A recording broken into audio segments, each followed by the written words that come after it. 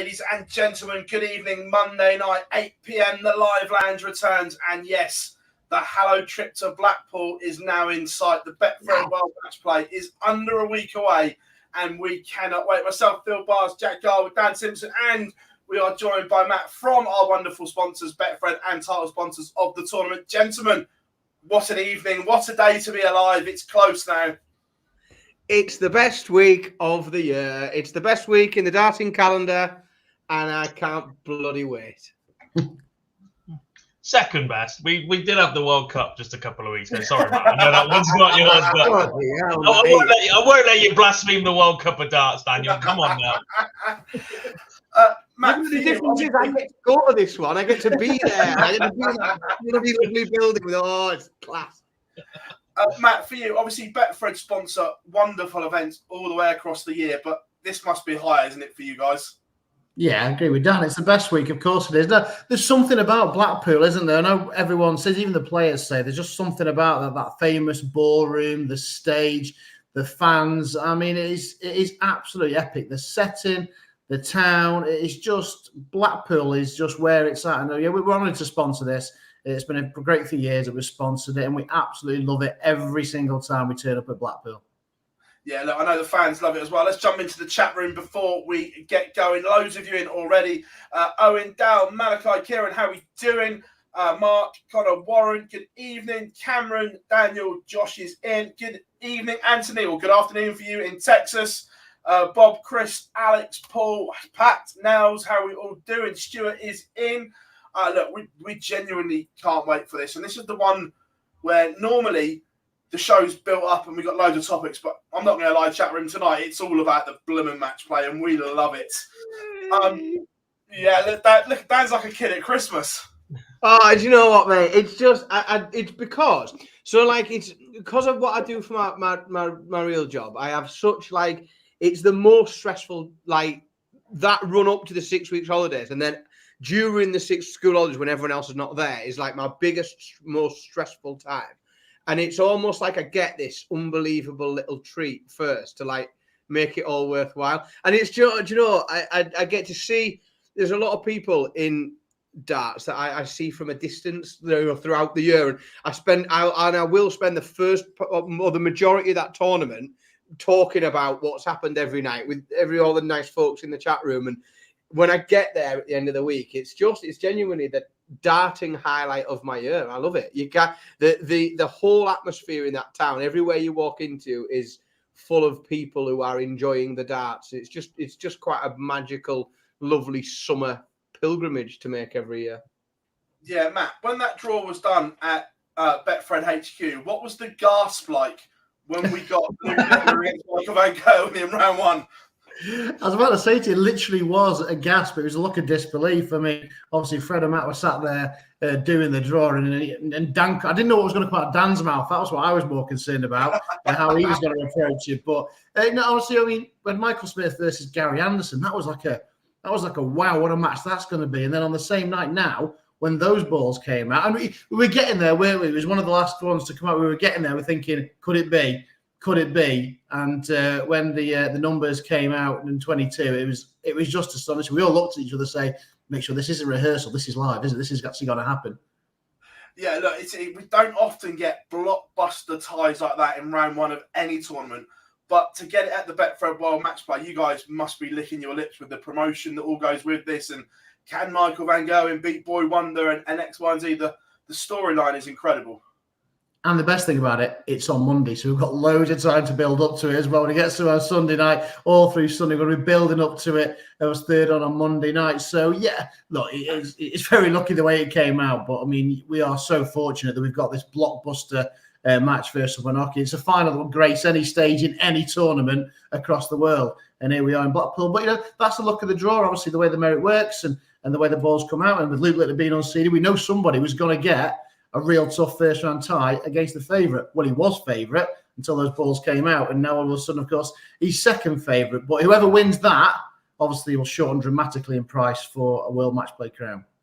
Well, you kind of beat me to it there. The fact that it was that tie, is that what forced the Luke Littler drift and Luke Humphries coming in? going into the draw, Littler was 5-2. Obviously, we know all about what he's been doing in the last 12 months or so.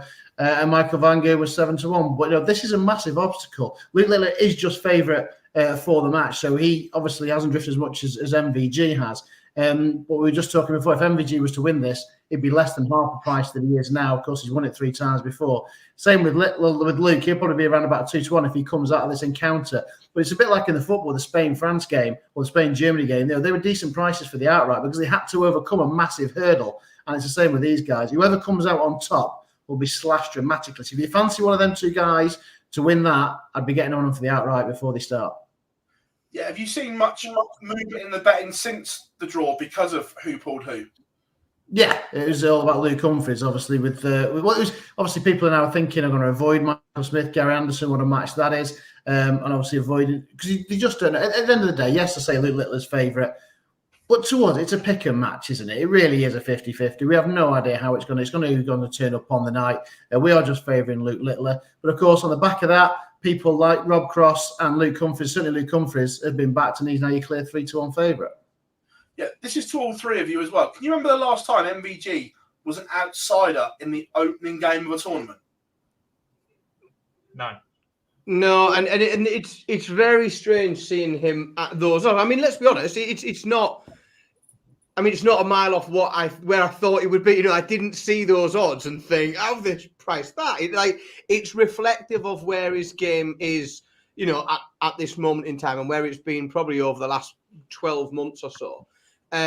However, if he comes through that opening game, I was looking through last year's draw and trying to pick, the biggest headline probably, arguably, maybe Price against Bunting, in terms of, the best opening round game.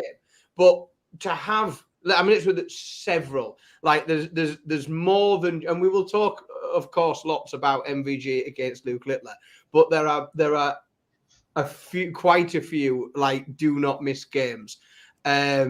Interesting, really, really interesting to see. I think the big news is, I suppose, in terms of that Luke Littler, Michael Van Gerwen draw, is that they're on the opposite side. Obviously, Michael was going to be anyway, but it puts Luke Littler on the opposite side of the draw to Luke Humphries.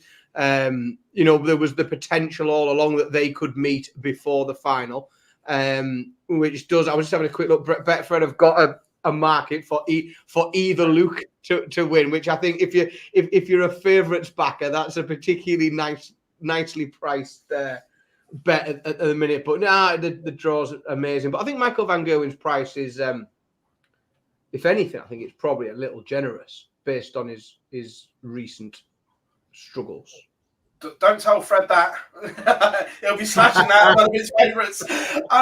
For you, Matt, out of the outsiders, if you had much on in terms of, you talked about Rob Cross, who's the favourite from the outsiders that's been backed in? Yeah, so I mentioned Rob Cross. I mean, he's won it before. He's not having a bad year, has he? He's had a little break as well. So he was one. I mean, it all kind of got shifted, as I say, after that draw, because we know now that one of the big guns are going out. So those towards the head of the betting, obviously people start, and obviously with Gerwen Price with his issues, and obviously not see much of him. So with the single figures, we've got Luke Humphries, obviously clear favourite, so he has been back now. Luke Littler, Gerwen Price, and Michael Van Gerwen. You've also got the Gary Anderson, Michael Smith quandary. Who's going to come out on top there? They're both at 16-1. We can't decide who's going to come out on top there. So with 4 places each way as well. So there's loads of value to be had lower down. Rob Cross is the one that I picked out. I think you get a good run for your money. Although I think he's in the quarter, isn't he? With he's in a wide open quarter, I should say. The likes with Gerwen Price as well. Obviously Stephen Bunting, he loves this tournament. We know it's kind of decided his local tournament, but he's got a great record here. He's actually at 25-1. The reigning champion Nathan Aspinall, he joined us for the draw of the day, did an interview, and he's saying he's bang out of form. He really wants to win it again, but he's struggling for form himself, and he's at 28-1. So all of a sudden, at quarter of the odds first 4, you are getting some massive prices, and people have cottoned onto that as well. Generally we're half the odds, but having those 4 places. So you got the people like Chizzy at 33-1, of course, another kind of a local tournament for him, although he's not really done it much at Blackpool. And then you got last year's finalist Johnny Clayton, 33-1. All of a sudden, you've got some really big players at some massive prices. The punters are going to think, well, hang on, one of MVG or Luke Littler's going home early. One of Michael Smith and Gary Anderson's going home early. If these guys get through the first round, all of a sudden they're not going to be 33s and 40-1. You're looking at 16s and 20s, maybe even shorter than that. So we've seen quite a big spread of money for those at bigger prices because they will shorten considerably after the first round. There's a couple that I just noticed that you mentioned there, Matt, that I was thinking, we used to, in tournaments like UK Open, where you get a bit of a rogue route through to the final, it's not unusual for us to see finalists, defending finalists coming back the next year and being, slight outsiders coming out, 16s to 1, etc. But I can't remember it ever looking at two defending finalists for the match play coming back at 28s and 33s.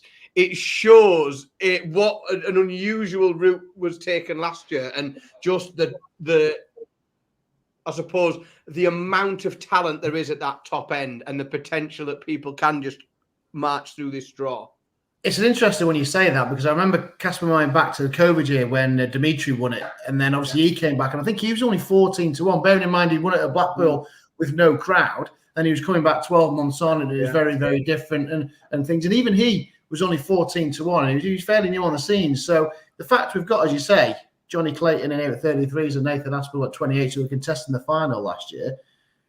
It's, and I think Blackpool form seems to come round and round again. Doesn't it? Remember James Wade a decade ago? He was dominant in Blackpool. Some players have struggled. It was years before Gavin Price got to a quarter final. It's just one of them bizarre places that the players either take to it or they don't. So the fact is, those who were in the final last year, if they get past that first round, again, they're going to be players that are going to shorten drastically. We saw last year, Matt, the magnificent charity work that Betfred did with Macmillan. Is that going to be back again this year? Do we know? Yeah, there will be something. We always like to do that. We should do it with the snooker, with the century breaks, and obviously with the 180s as well. Yeah, so there'll be something in the offering for sure this year. I'm not aware of the charity just yet, but the boys are certainly working hard, and yeah, we'll definitely be doing something. And that's what we like to do, Phil.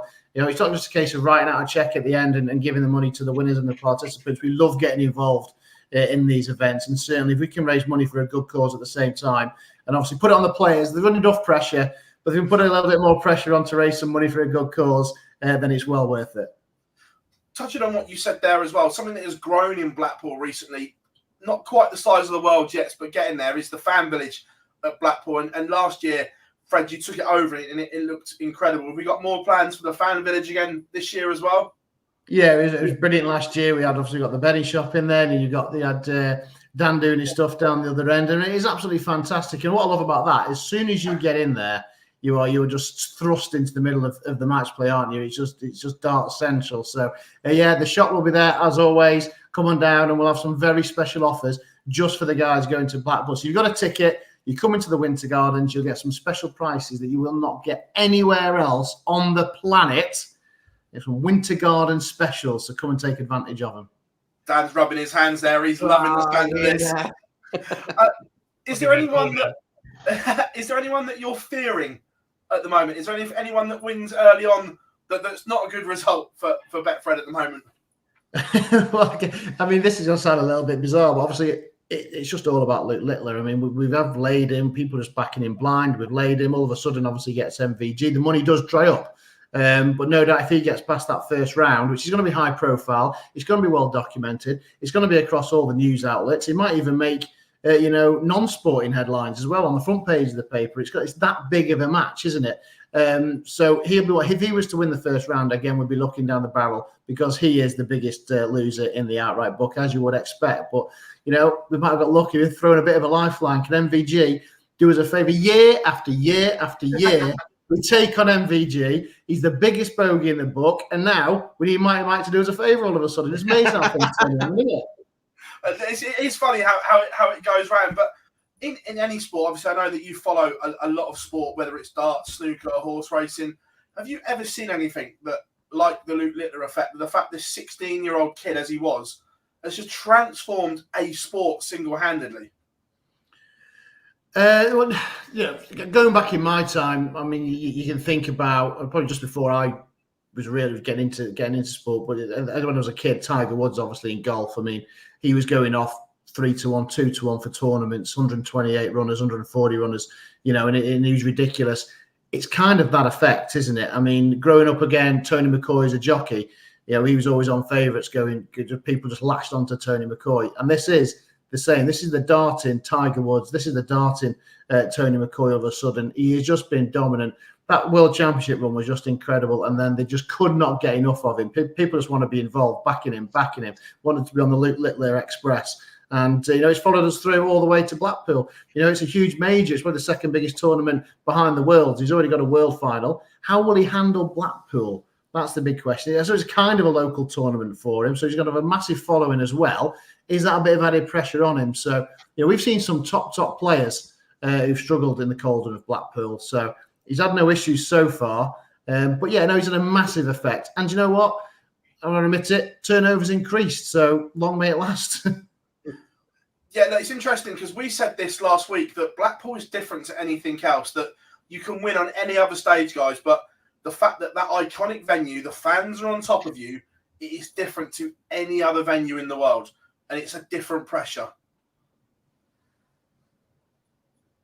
Which is probably why it's so warm as well. It's the only time we really play darts in the summer, which just adds that little extra bonus to it as well. That room is sweltering. Yeah, and you look at some people's record there, like, I was just curious a minute ago. Robert Thornton got out the first round once. He's far too good of a player to his best record at the Winter Gardens to be a last 16. Kim Huybrechts during his peak, if we can give Kim Huybrechts a peak, was something like 1 from 10 in the first round. Like, it's ridiculous. These players are far too good to have records like that. But it's the stage, it's the atmosphere, it's the temperature. It's all of that in the build-up, and it's peaking for the right time in the season as well. This is the start of, right, you've got to be on it from now on, because this is major season. This is the start of the big ones. This is where you earn your dollar. This is where you've got to be qualified. This is what you've got to be targeting, because that first round, that second round prize money is so much better than what you get on a pro tour, that it builds up your ranking really nicely. And this is where they've got to be going from now. And it'll be interesting to see who's timed that right, because a lot of the Premier League boys do not seem to be in the form that they were 6 months ago. Matt, before we let you go, have you got a little flutter for us that you quite like? I think I'll be on Rob Cross each way. I think he's kind of my dart, just because, as I say, he seems to be in a fairly wide open quarter with a few question marks about the likes of Gerwyn Price, and obviously, as I say, with the huge clash we've got. So I think you get a good run of money out of him. Obviously, he's a former winner as well. But we're going down the route now of the class. You're talking about the class and the Luke Littler effect and how good these players are. I mean, I saw Paul Nicholson saying about Phil Taylor, he would still be dominant in Blackpool despite how good all these players are nowadays. Right, he might not win 16, but he'll certainly win plentiful. But, you know, all of a sudden, these 9 darters are going in like confetti, aren't they? You know, they never used to happen. We used to be massive prices about a 9 darter happening. We are now the price of a 9 darter in a match than we used to be in a tournament. You know, it's odds on there's a 9 darter in the 8 days at Blackpool. That is how short it is. It's 4-1 for there to be 2. 4-1 for there to be 2 9 darters. Now, you know that players are going to be going for it left, right, and centre. So we're not just having 1. I'm going for the 2. 2 9 darters. It's only 4-1, but, you know, the raw you get. I mean, I was very lucky enough when Gerwyn Price was there. Was it a semi-final? He got one in a few years ago. Quarterfinal. That was absolutely sensational. What a night that was. And I'm sure the Blackpool crowd will be cheering him on. But come and see us at the betting shop, Phil. We'll have a few offers, especially on the 9 darters. But yeah, hoping for a fantastic week and lots of entertainment. We will do. And your last one before you go, who wins the Betfred World Matchplay in your opinion? Just get these splinters out my backside. Well, as I say, I think Rob Cross will go well. I think he'll get a cracking run for your money. You know, Luke Humphries is favourite. I'm not giving anything away by backing Luke Humphries. It's a struggle how you make a decision after the first round, before the first round with those massive matchups. It really is, because some big hitters are going home, and obviously some are going to collapse in price. But I think I'm going to steer clear of all of them, and I'll stick with my Rob Cross each way bet. 14-1. He'll do for me. Matt, it's an absolute pleasure to have you on the live lounge from our title sponsors, Betfred. Massively appreciate your time and everything you do for us. Thank you very much, mate. No worries. Have a great week, everyone. Will do, mate. Thank you very much. Cheers, Mel. Bye,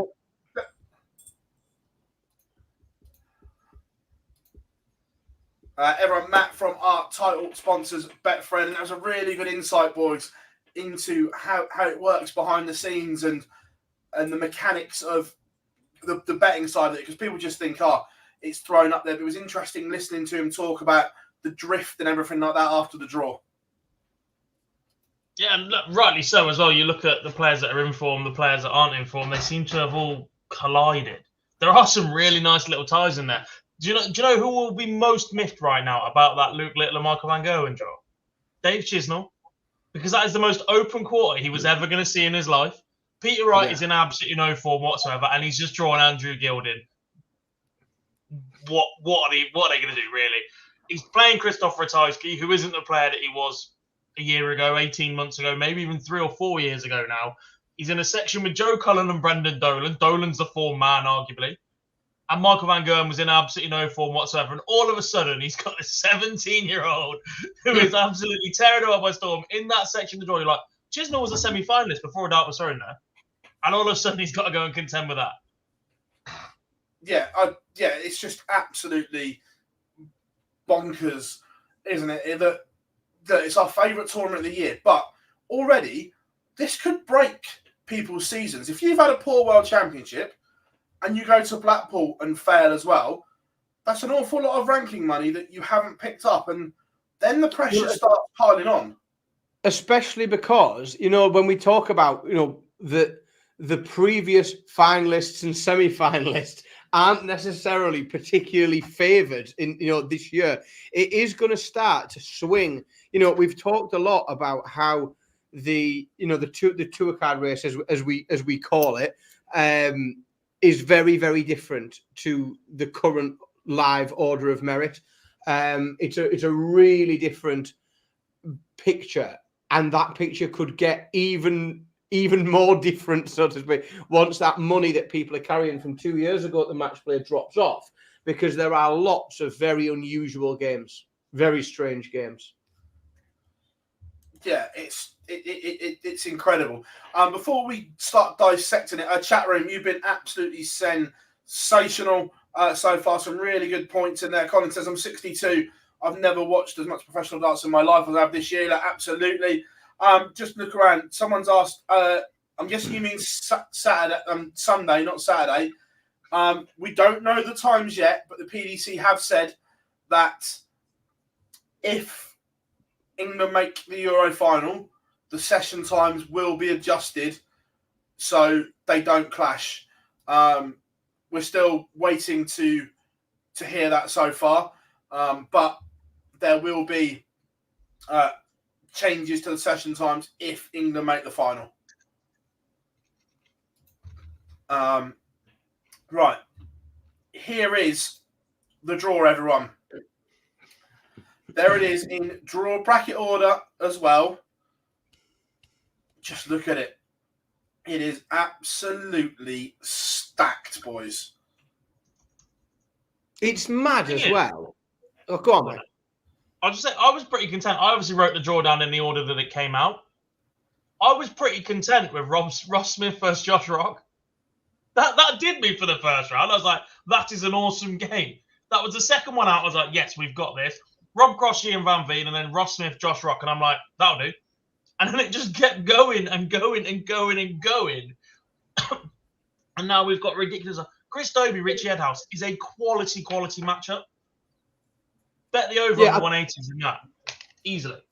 I like I like what he said. Only when the beauty of it is, I can name another 4 games that without repeating. Like Damon Hector, Ryan Searle. There is an awful lot to like about Damon Hector against Ryan Searle. If both of those players turn up and play well, like the potential averages, the ceiling of both of those players in what they can do on a stage is unbelievable. Like it could be amazing. We could see fireworks between the Ferret and Barney. Like that could be great. Then somebody somewhere, I don't know who, somebody will be looking forward to Danny Noppert and James Wade potentially. There he is. I love your eye. But it's it genuinely is, and I was flicking back over the last few years to see if there was And again, it's very easy to make a sweeping statement and say, oh yeah, best first round draw ever, Luke Littler against Michael Van Gerwen. If you take that game out and pretend it doesn't exist, it's still the best first round draw that I can remember seeing for years, because there's just so much like do not miss that. So don't forget as well. So Michael Van Gerwen 2 years ago as the champion, he's carrying on his ranking. We've talked a lot about his ranking and his potential, slip down it. But Michael Van Gerwen is defending £200,000 at Blackpool. And when he defends that £200,000 of ranking money, he's going to have to do it in the opening round against Luke Littler. That is not how anybody wants to mount a defence of a 200 grand ranking. Yeah, Ben, no, Luke didn't break his ankle 2 weeks ago, mate. I'm not sure where that's come from. He had surgery on both his big toes. I'm not sure what the surgery was, but I don't think it was career-threatening. But he'll be fine, mate. Well, he managed to walk around Silverstone fine at the weekend, so he looked brilliant. Yeah. Also, before we get into the draw, this is the first round schedule. Now, I understand why, but if you've got a ticket for Sunday, I'm feeling a little bit hard done by compared to Saturday and Monday. I think, as someone who goes as a punter every year, it is what it is. I think it's the look of the draw. It's the risk you take when you buy a ticket. We've done this. We've said the same about going to Ali Pali. We went a year before last job, didn't we? And probably wasn't the session we would have picked given the chance. But you pay your money, you take your chance, and you, to a degree, you get what you're given. Those with the foresight might have thought that the Euros final date has been announced for 18 months. If you're buying a ticket on that day, you know the potential, don't you? Yeah, because I'm guessing that if there wasn't the Euro final, either Smith, Anderson or MVG Littler headline Sunday night. Most likely. Yeah, you would have thought so. I mean, you still got Peter Wright. Good enough for the Premier League. He's got to be good enough to headline a session, surely. I'm going to put you back on to see if you're laughing. Oh, sorry. Straight face. 66-1 with our sponsors, Betfred. Peter Wright. Joe Collins, 100-1 to win a major. So there's some value there. Like Damon Heta at 50-1. Like the each way value on some of those players. Like I appreciate the two Lukes. Like like it is what it is, isn't it? But if it just doesn't go and it opens up, there is some serious value. Over 50-1. Right, before we dissect the draw individually, I want to go through and find out. I want you to pick your 2 seeds that you think are most in danger. Chat room, get involved as well. So we're going to go first. Seeds that are most in danger. Can we ignore Van Gerwen in this conversation? Because I feel like no, because these are mine. Be there, didn't he? So seeds that are most in danger. Yeah. Peter Wright is most in danger of putting me to sleep before the football starts on that Sunday, because that is going to be a terrible watch.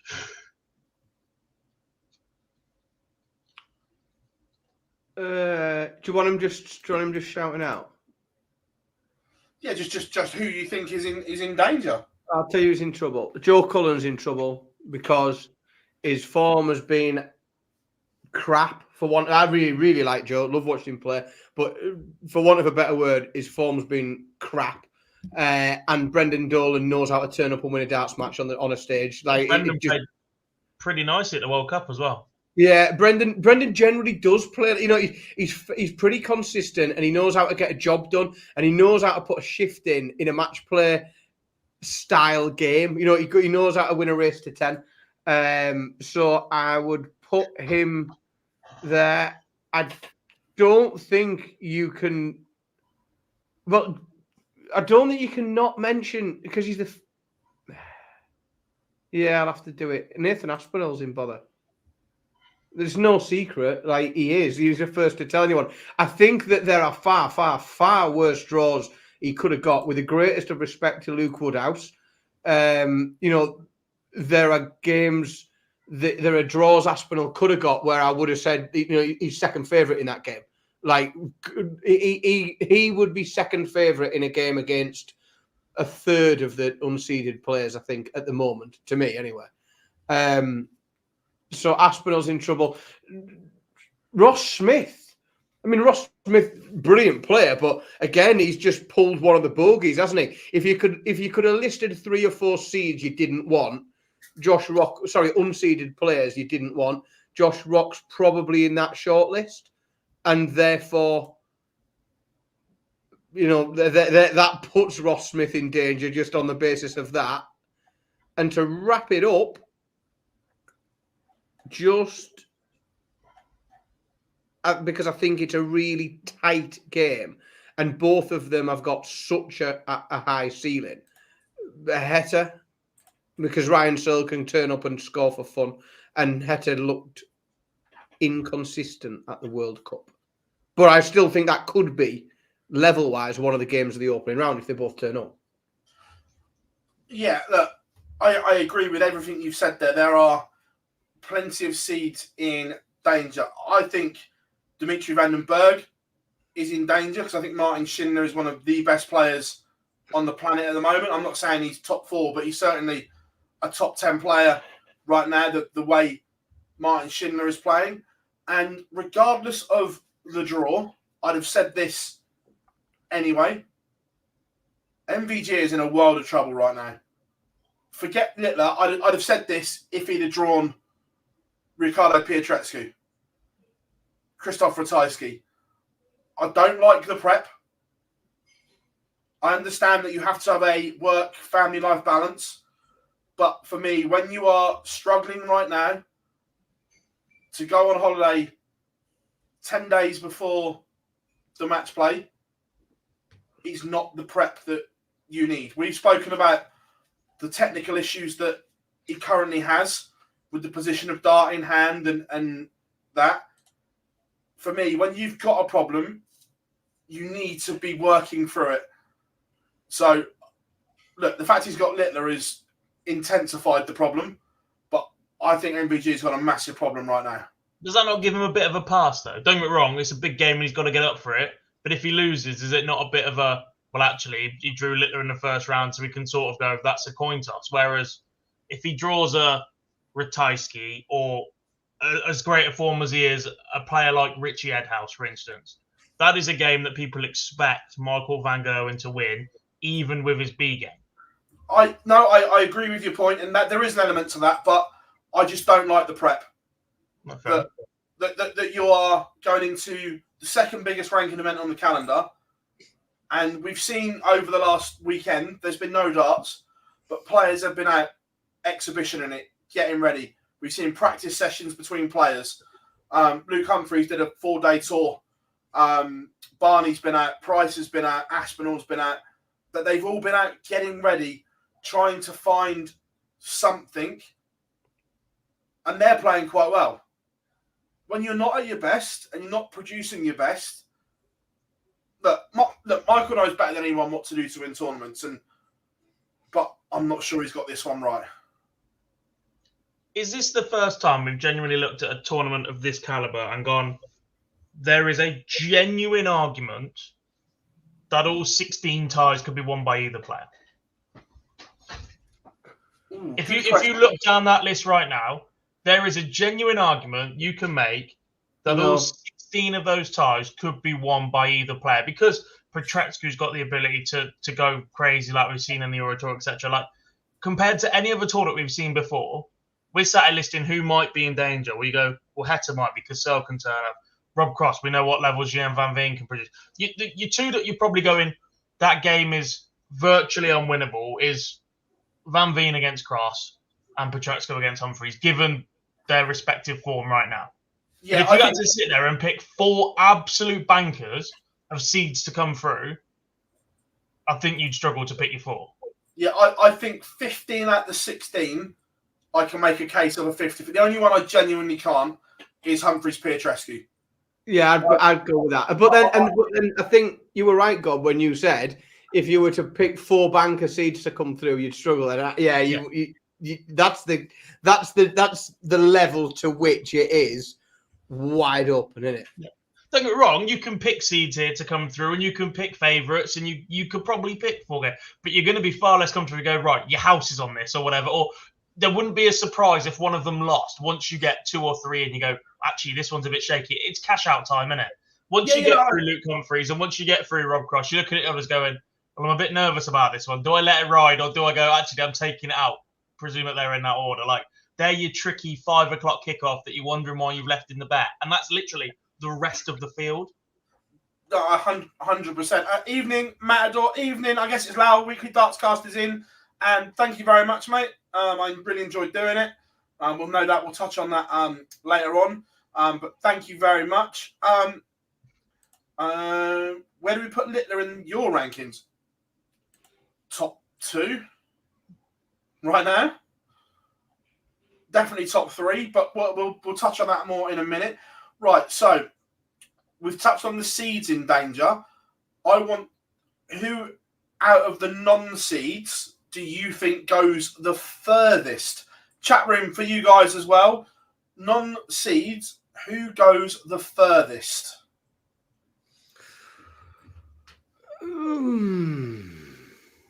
It's an absolute coin toss again. Well, I think that I have it just depends, doesn't it?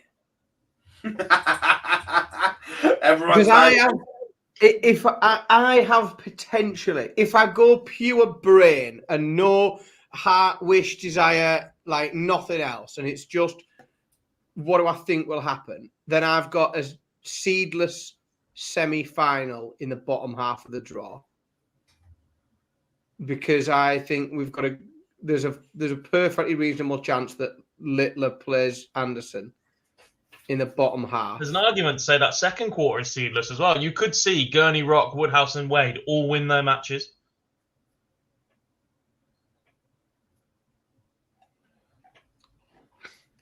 Yeah.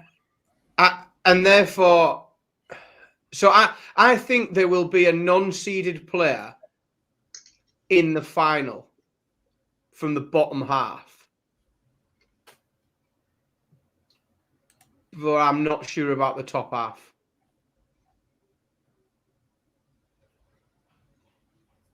I think it's unfortunate for the draw. I mean, it's good because you get to see it, that Bunting and Humphreys are likely to meet very early in the second round, because obviously we know Luke Humphreys is a legitimately rightful favourite to win the tournament, but Stephen Bunting we know has got an unbelievable level, very, very much loved in that part of the world as well, and will be a huge feature of those games, and it would have been nice if we could have seen both of those players play more than 2 games, but one of those players will only play a maximum of 2 games, which is unfortunate, especially when the lower half of that quarter, you would probably back either one of them to come through, and if that bracket, or if that half of the draw was in a slightly different order, I'd probably be happy picking Bunting and Humphreys as semi-finalists, but won't be the case. Yeah, I don't disagree. I know that we've said there's no banker, but if you had your magical 50 pence, chat room as well, and you had to put it on one player to get through the first round, who are you going for? Humphreys.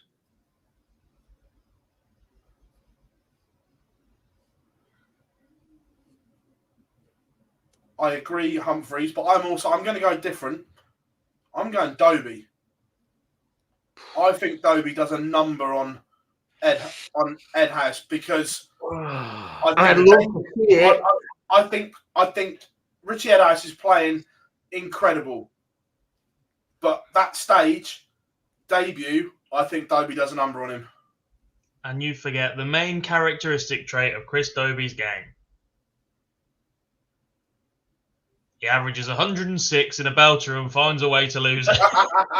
Yeah, it's what like, Dobie does. As much as I love Chris Dobie being a successful, like every time he's in anything, I am rooting for him to win. The lad makes it hard for his supporters because it can be challenging watching him play so well. Richie Edhouse has been very, very good this year, and Dobie's been a bit in and out, like a bit up and down.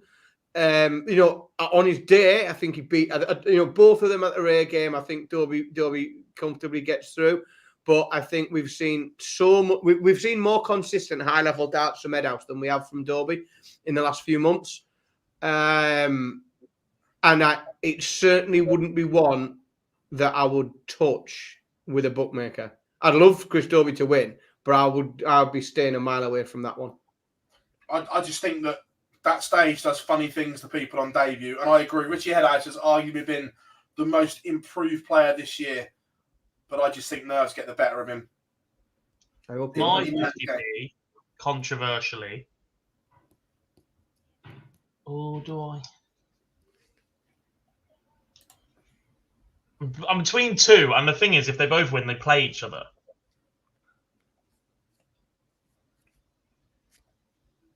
It's got to be Chizzy or Peter Wright for me. Like I said, Chizzy was favourite for that quarter of the draw, in my eyes. The form he's in, given the lack of form from Vanguard before Littler ended up in that draw. And despite the fact that Peter Wright is not the Peter Wright of 2018, 2019, there have been glimpses of improvement. All right, Gary carried him through some of the World Cup. When he gets it right, he's still getting it very right. One good run on a Pro Tour last week for Andrew Gilding does not reverse the fact that he has been absolutely dreadful since he won the UK Open. I agree. 18 months ago, not just recently, 18 months ago. And because of that, that's probably the one where I'm most confident we get two seeds play each other. I don't think there'll be a lot of it. I don't think there'll be a lot of two seeds playing each other in the second round. Yeah. But interestingly enough, I think we'll continue, even where we won't see seeds playing each other, and we will continue to see in the second round a seed against a non-seed. I still think we'll talk about the games and think, man, I can go 50-50. That could go either way. Like, I still think that won't iron itself out after one round. I think we'll continue with that, certainly into round two. Yeah. Evening, Adam. Daniel, Mark had something on this evening. Right, so I'm going to put it back up on screen. We're now going to dissect it, the draw and who we think comes through. So to start with, this is the draw again, everyone, because I want you to get involved, chat room as well. First of all, I want your quarter winners. So up to semi-finalists. Right. Okay. Are we going quarter by quarter? Yeah, we'll do quarter one first. Okay. A little. I'm finding it impossible to not pick Luke Humphreys. I was as boring as that is, but it is what it is. He's the best player of that bunch, and he's finding it consistently.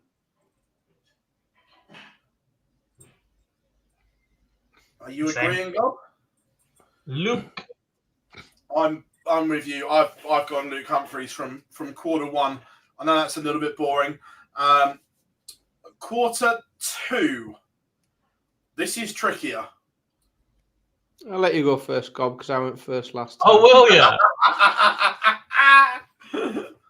I've got mine. If you want me to go in, I'm happy. I know who it is, so I'm happy No, to say. I do know mine. It's been eyeing me up since I'd name dropped the match earlier, and I keep looking at that section of draw and the way that he stormed about on the World Cup stage. Josh Rock. Ah, well, my pick for that quarter is Ross Smith. I really, really like Ross Smith's game, but I think that's an absolutely dreadful draw for him. It's going to be a belter, and the only resistance I've had is that game should be so good that Josh Rock might not make it through that. But if he does, he just got the ability to turn the pace of game so quickly. He's one of them that you can look away at 4-2 up and be 6-3 down, 6-4 down. I don't know, you'd lost a leg, but I nearly gave an example there. But he's just got that ability to reel it off, get going, get the crowd on his side, and all of a sudden you're off for a break going, what the hell just happened? Yeah. I'm torn because 1996, what a tune. Beth from I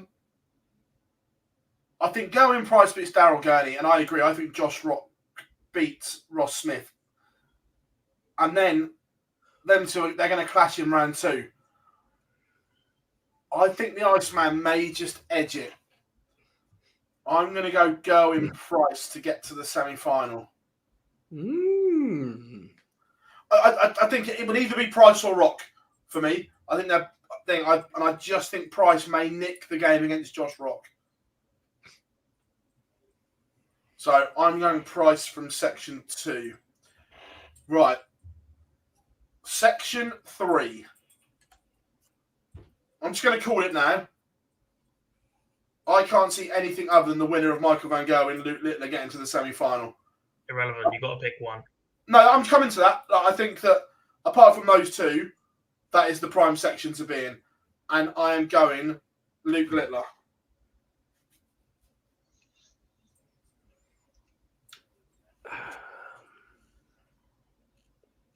I know that the right thing to do is to say Luke Littler. I've got this weird little thing just ticking away in the back of my head that's saying, say Dave Chisnell, say Dave Chisnell. Maybe that's a little bit of like, there is a potential that beating Michael Van Gerwen, beating Michael Van Gerwen could take a lot out of Luke Littler. Not just, and I don't just mean like tiredness. I mean like just being able to fire yourself up and beating Michael Van Gerwen on that stage in Blackpool. And it's then sustaining that through the week. And he did it at the World, so didn't he? Luke Littler, I've bottled it. Like I've bottled the controversy. I was tempted, let it not be said. Dave Chisnell. I watched you screw around with that, but I had the inverse logic. I think Van Gerwen, as he so often does, finds a way through that opening round. Luke's form on the Pro Tour last weekend, all right, I know he didn't particularly enjoy it, as his social media would seem to suggest. Thank God that's over. Then he's run off to Silverstone and had a great weekend, albeit. Van Gerwen finds a way to win those encounters, especially over that distance. But in doing so, his form is so up and down, you get him later. It used to be, if you don't get Van Gerwen early, you don't get him at all. Now, he will have a drop-off. Now, whether that comes against Cullen or Dolan or whoever, I think Chizzy still gets through that section. I can see the logic. If Littler beats Van Gerwen, that logic is completely gone. That is all dependent on a Van Gerwen winning that opening round. But that's the way I see it going. Yeah, no, look, I don't dislike the logic. My only thing is I just don't trust the Dave Chisnell throw in majors. Too early in the round to be going, you don't trust his throw. It breaks down semi-finals onwards. don't know, this Blackpool record isn't great. But look, that's why we love sport. It's all different, right? Good luck with quarter 4, because this is an absolute clusterfuck. Language. Well, it is. He's not wrong. Let's call it how it is. I am obviously going to go with my favourite San Francisco-based fashion photographer, which for those like me who keep up with San Francisco-based fashion photographers is a certain Mr. Chris Dobie. Is that what he does in his spare time? No, that's the other Chris Dobie that got to buying chrisdobie.com first.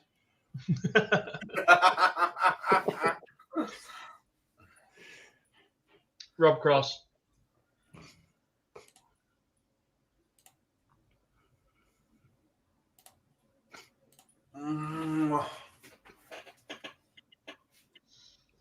Just say it. We know what it is.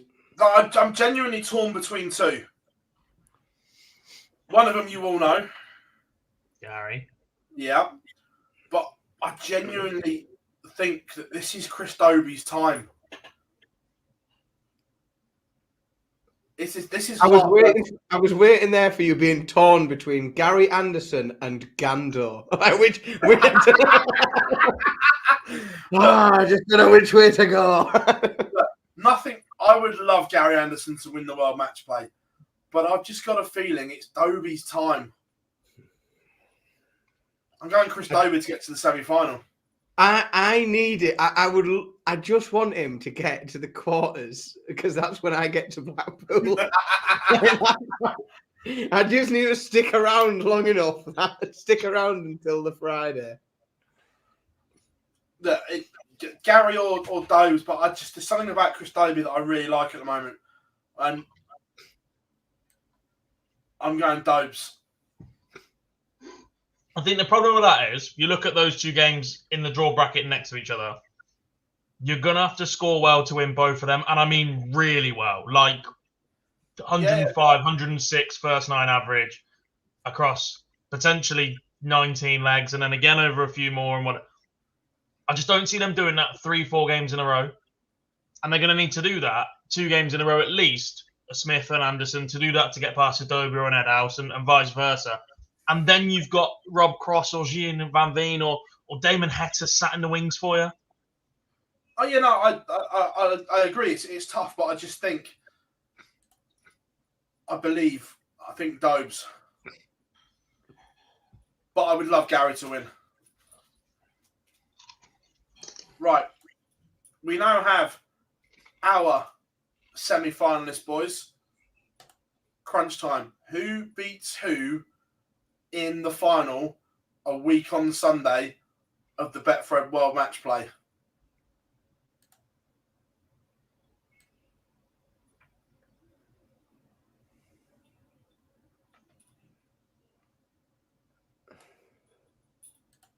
It's fucking boring, this, isn't it? It is just a big Euro tour.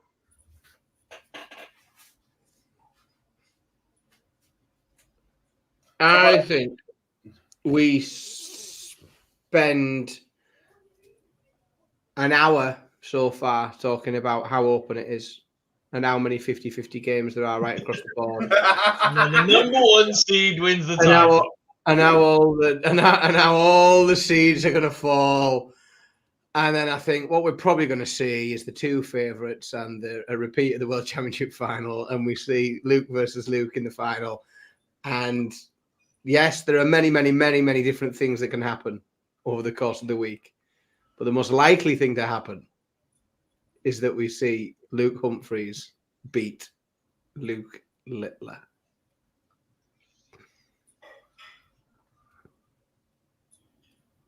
It's just a big Euro tour. I have virtually the same outcome as Dan, but Luke Humphreys beats Rob Cross in the final. We've seen it so often of late. Like it just because generally, even when it those that we keep talking about, the big names that are on, not at their best, and we know there is a number of them, but there's so many. There's just those other big names on the periphery that there's always a couple of them sticking around. There's always a couple of them there, and it's difficult. As much as we think the season is going to topple, I just think it's going to be Luke Humphries, and I can't see anyone getting Luke Littler out the way.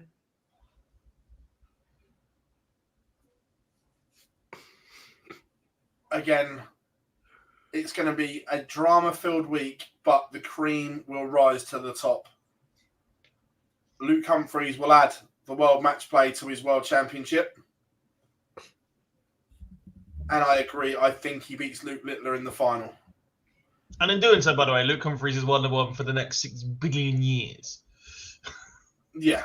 I'm not arguing there at all. He's like collecting Infinity Stones right now. You just can't beat the bloke. But I don't look. Although we get that outcome, I think there will be drama along the way. But if we lose, so for example, right, and let's be honest, this really can happen. If Stephen Bunting beats Luke Humphries in the second round, is it then arguably ridiculously open from that point? Yeah. Because if you take, and let's be honest, like Bunting beating Humphries, yes, it's big news because he's the world number one and he's the he's the favourite. But it's not going to be jaw dropping, is it? We're not all going to be running around going, "Oh my God, what a massive shock!" Like it's just Stephen Bunting turning up and playing well, isn't it? Because then from the top half, that brings Gerwyn Price, Johnny Clayton into the mix. Johnny Clayton's playing beautifully again. I just think day, and that's my hesitation to go in. Oh yeah, he's back. Like if Bunting can do everyone a favour and get rid of Luke Humphries in the second round, then that's outrageously open. Because then I do think you get to a point where anyone can beat anyone in that top half. Like, and anything can happen in that top half. Well, I'm going to throw one step further. That say somehow Luke Humphries loses early and MVG beats Luke Littler, then this is a completely different talking point. Then this is anyone's match play. Then this is anyone's match play. Then yeah, anything can happen from there. Yeah, you are correct. But I think, and it was strange. Like given the two Lukes, we've talked about them an awful lot. If I had my 50 pence, I would back Stephen Bunting against Humphries before I would back current MVG against Littler. I think if one of the Lukes is going to go out, I think it's more likely. I still think Humphries will win that game, but Bunting could do it. He really could. Yeah, look, I don't disagree. But that isn't the only match play going on. We also have the Women's World Match Play to look forward to. And unlike last year when I think everyone thought it was a foregone conclusion, this year I actually think it's more wide open. I'm looking forward to the Women's World Match Play. Yes. In fact, like I said earlier on, I'm giving serious thought to sticking around to be in the room to watch it. Because I think it's going to be a really good match. I think a really good afternoon of darts. I think it throws up some really good fixtures. Yeah, look, 100%. Look, God, I know we've followed the Euro Tour an awful lot as well. How many can you make a case for?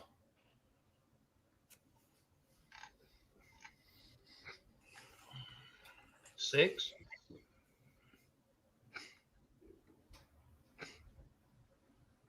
Yeah. The top six, isn't it? Yeah, I think so. It's a great achievement for Anastasia to be back on TV playing darts. Do I think she's got the level to get past Fallon and beyond in that part of the draw? No. Katie, I think, is a fantastic talent and will be even better in time. Given I think she won an event at the weekend as well in Ireland. Yeah, I saw something. Yeah, But one, she's got a ridiculous task of trying to beat Bo Greaves to start, and two, I expected a little more from her at the Women's Series in the Super Series just a few weeks back. Yeah. But other than that, the other 6, 100% you can make a case for. Yeah. Chris says 11-2 Fallon is better than Bo 4-11. Look, I think that Bo is incredible. I think there's a stronger half. That 4-11 is too short. From a betting point of view, you wouldn't be touching that. I think there's 7 formats. There's definitely a stronger half to the draw, I think. But yeah, that's a silly price. In terms of, like, I get they have to protect themselves because she's been incredibly dominant a lot. And they know what she could turn up and do. So I understand the price, but it's not one that you would, it certainly isn't going to encourage any interest in well, from me anyway. No, but also 2 outsiders that we've not really spoken about much. Rhiannon O'Sullivan won the Women's Week at the Super Series with Bo and Fallon both there. And also the way Noah Lynn played last week at the Super Series, ultra consistent. This could be a tournament of upsets. Again, yeah, are they upsets? 3 of those games upsets. I haven't got Nolan as an outsider. I see the odds. I mean, she's third favorite in the tournament, and I think it's what is it, 10-11 both ways for the game against Suzuki. I think the third favorite spot is justified. I don't know if 7s is maybe a tad short, given the combination of big stage experience that Fallon's got and elite level darts that Bo's consistently produced. I don't know whether 7s is a little bit short to get me interested, but if Nolan was 12s where Lisa Ashton is, then I think I would definitely fancy a go.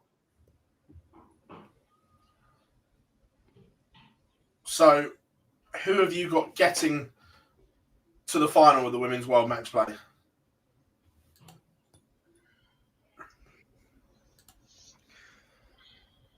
I'm going to look like the most boring man in darts because I've gone for both Lukes getting to the final of the men.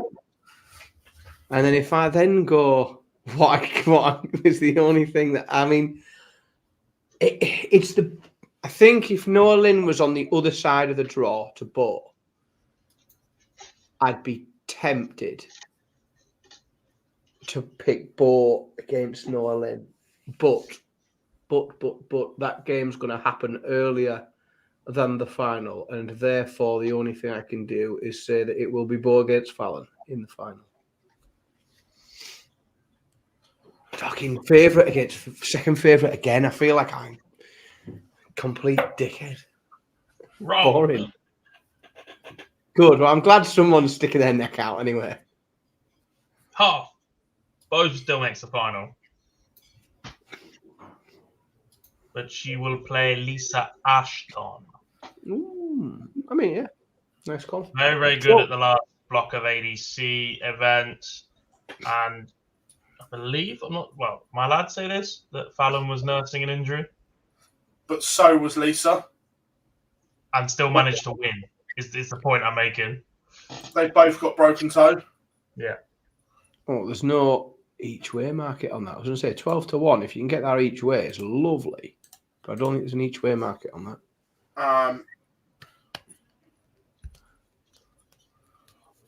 I'm going. I think Fallon plays Bo in the final, but Nolan could cause the upset. But she's going to have to play well.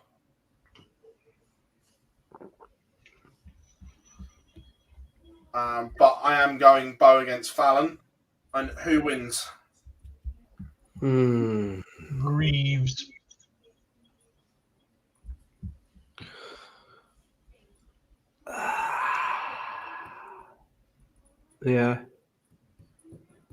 Yeah. Bo Greaves wins.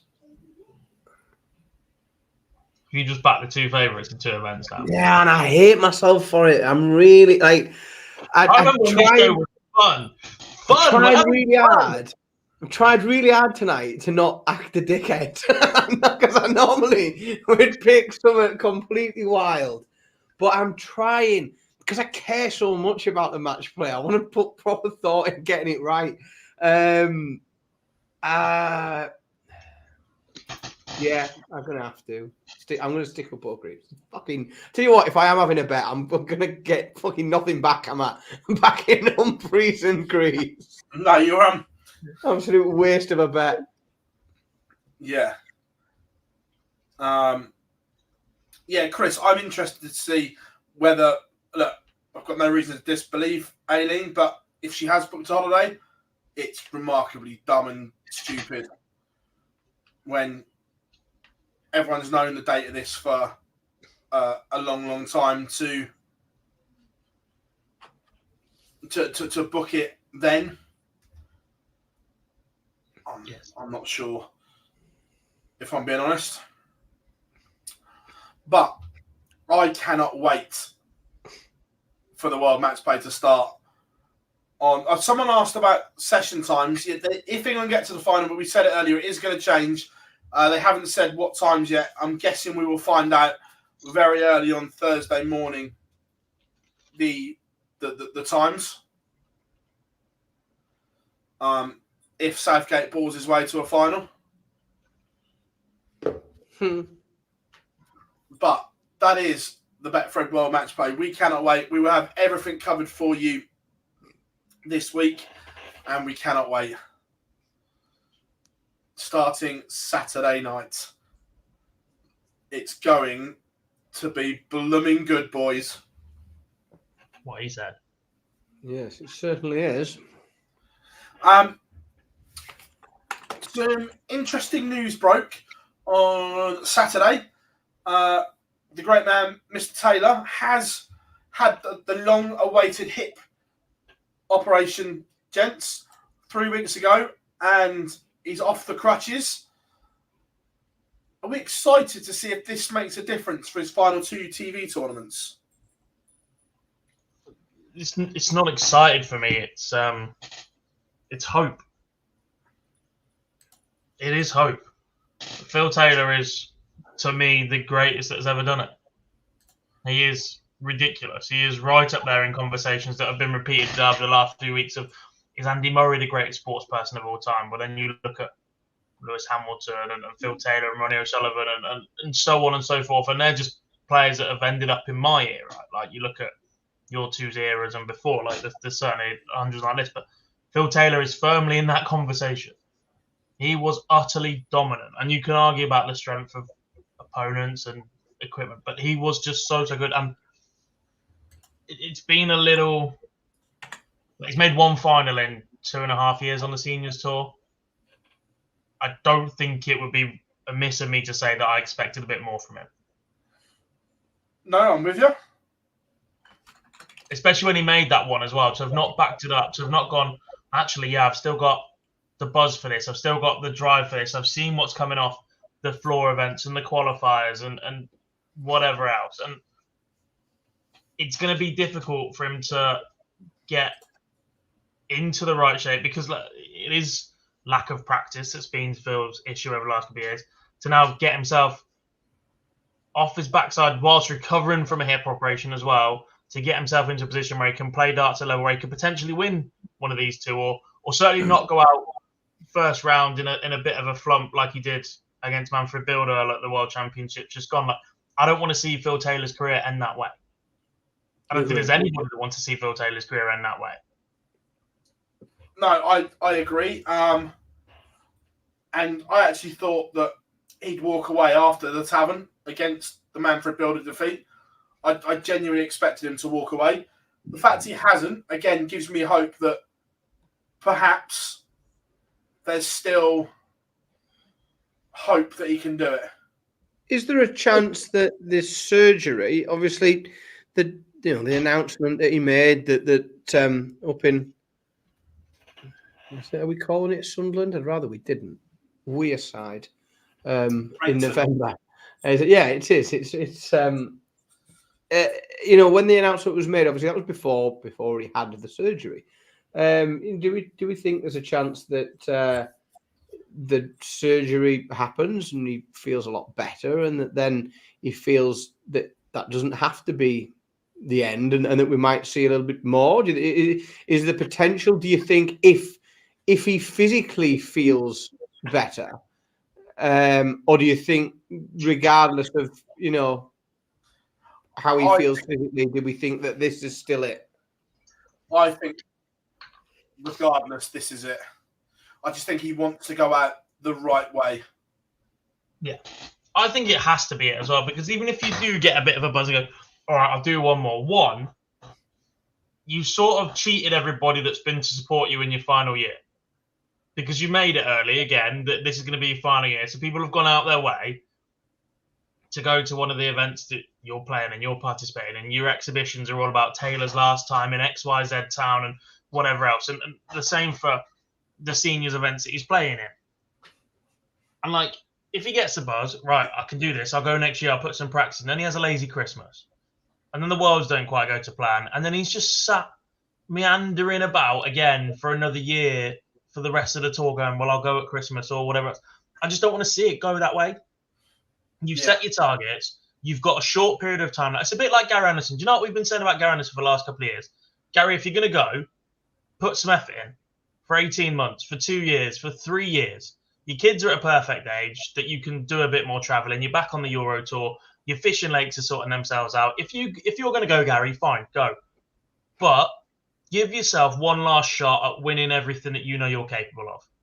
Don't go out with a whimper going, well, if I put some effort in the last 5 years, I might have done a little bit more. I might be remembered that little bit differently. And that's what I want from Phil, because 6 months is not a lot of time to ask. And don't get me wrong, he's given an awful lot in his career, but it's not even 6 months, is it? It's 4 months now. Yeah. 2 events in 4 months to put some solid practice in. I'm not saying 4 hours a day every day. He'll need another hit. But what I am saying is put a couple of hours in each week, build up some sustained practice, put them effort in. And part of me is also concerned about the equipment. And I've said this before, and I know he won't change because it's so synonymous with Phil Taylor. That flight is Phil Taylor, but the margin for error with his current setup is so small. It means you have to be so on it. Give yourself a chance. Slightly bigger flight for the last 2 events. Yeah, I don't disagree, but like I say, I don't think it happens. But I just hope that he goes out at peace with himself, because if he goes out the last 2 in the same way it was against Manfred Builder, then maybe when he goes to sleep at night, that may hurt a little bit.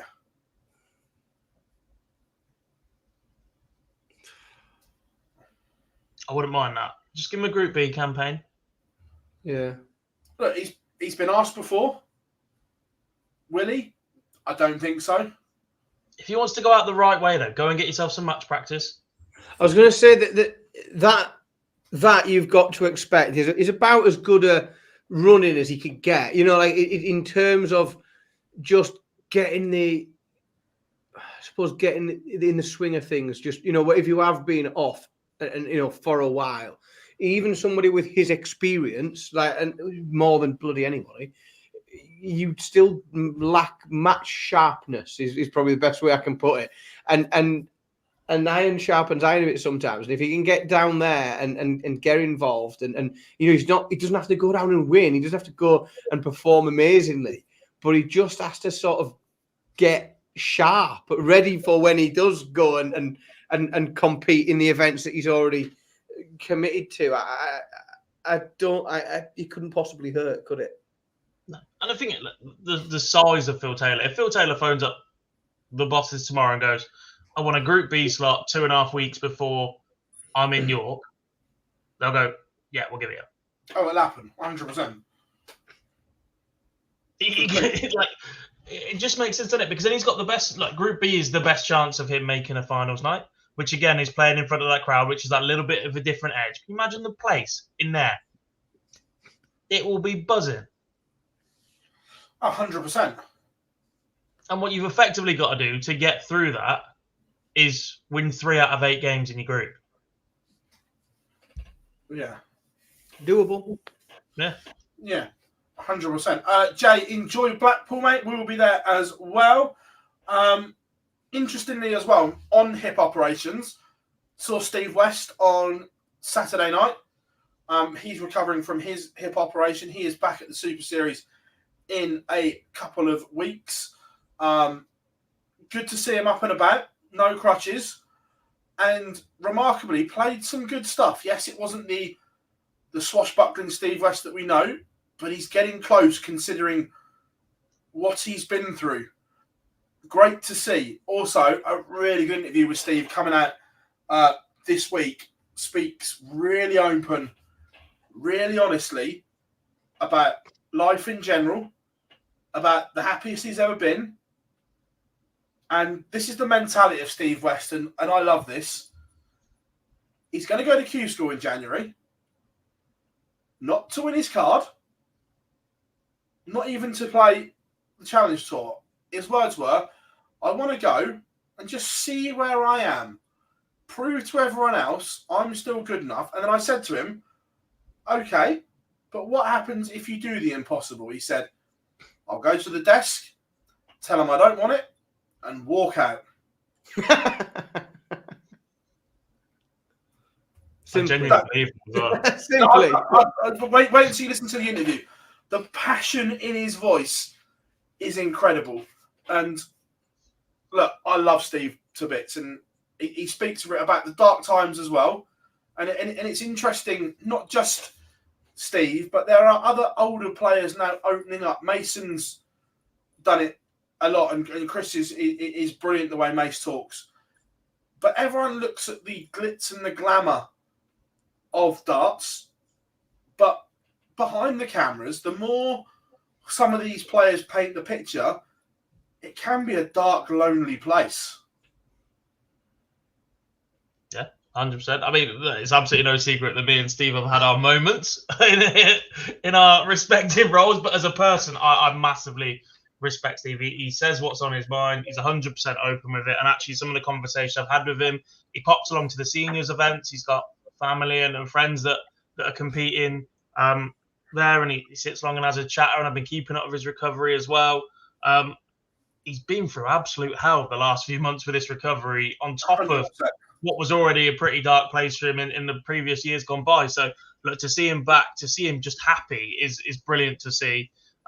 No doubt we'll be on a stage together at some point in the near future. I'm not sure he's looking forward to that bit or not, but it will happen. And he is someone who can absolutely just walk in and change a session, change a game. The level he can still produce is ridiculous. He's got such an easy action as well. The biggest issue for him is going to be getting his balance. Can he get a centre of gravity? Can he stand up on his leg long enough? Because if he can do that, I don't think it will take very long to get that action back at all. Don't get me wrong, muscle memory will be lost a little bit, but if he can get himself some solid hours and then a couple of weeks at it, he'll walk straight back into this Super Series going, "Hey, you don't want to rule him out making a Champions Week again," because that's what he does. Well, he said he's not targeting Champions Week this time, but next year he said 25. I am winning. I am winning. But he played Bunting. Bunting beat him at the exhibition, but Steve out 180'd him. Considering he's been away for that amount of time, it was solid. It was really good, and a lot of love for Steve. And he gets married in a couple of weeks as well. Him and Michelle, congratulations to them. Just brilliant. But whilst we're staying on the Super Series, let's go to last week. And I said it when I was presenting to Matt. In that environment, you can never, ever write off the Duff man, can you? he just finds a way during the week, not at his best, but find something, put him on a stage with a crowd, turns into a completely different animal. Oh, we might be having the same conversation this time next week as well about the players in the current field. But look, yeah, it's a weird one, this tournament, isn't it? Like 5 winners now, 2 up-and-coming stars. Jimmy Vanschke is winning tournaments left, right, and centre. He picked up another event over the weekend that booked his spot here, back at the Super Series again. He's got more super. He's genuinely, he might as well move to Portsmouth. He is there more than I am. He's guaranteed more to be there for the next 4 series than I am. He's literally just racking up qualification spots, one after another after another. He's been brilliant. Tom Sykes is the other youngster up and coming. But actually, it's been mostly about the seniors this series so far. After last year, the Series 6 Champions Week was one of the youngest, I think, on average we've had, despite the fact Harrison went on to win it. It's sort of been the seniors hitting back this early. We've had Duff, we've had Richard Eric Rowlands.